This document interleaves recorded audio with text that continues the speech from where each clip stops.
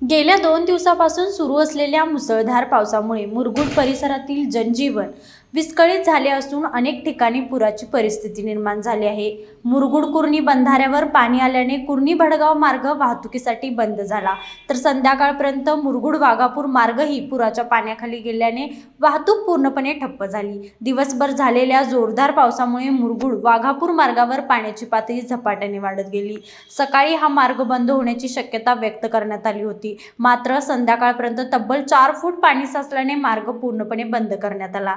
त्यामुळे कुर्णी व वाघापूर गावाचा मुरगुडशी थेट संपर्क तुटला असून नागरिकांना मुरगुड शहरात येण्यासाठी सुमारे 6 किलोमीटरचा अतिरिक्त प्रवास करावा लागत आहे।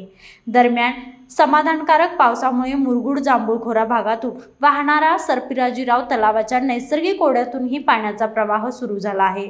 ओढा भरून वाहू लागल्याने सरपिराजीराव तलाव लवकरच भरण्याची आशा निर्माण झाली असून परिसरातील नागरिकांमध्ये समाधानाचे वातावरण आहे। हा तलाव वर्षभर मुरगुड, यमगे आणि शिंदेवाडी या गावाच्या पाणी पुरवठ्याचा प्रमुख स्रोत असल्याने या पाण्याच्या प्रवाहाला विशेष महत्त्व आहे।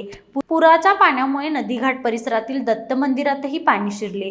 2019 आणि 21 मधील महापुरात गावातील अनेक घरांमध्ये पाणी शिरल्याची आठवण ताजी असल्याने नागरिक पुराच्या पातळीवर बारकाईने लक्ष ठेवून आहेत।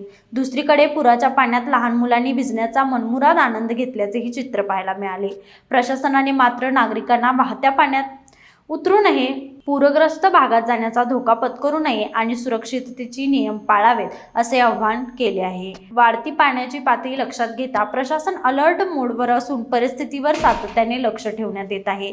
नागरिकांनी अफवांवर विश्वास न ठेवता प्रशासनाच्या सूचनांचे पालन करावे असेही आवाहन करण्यात आले आहे। लाईव्ह मराठीसाठी मुरगुडहून सर्जेराव भाट।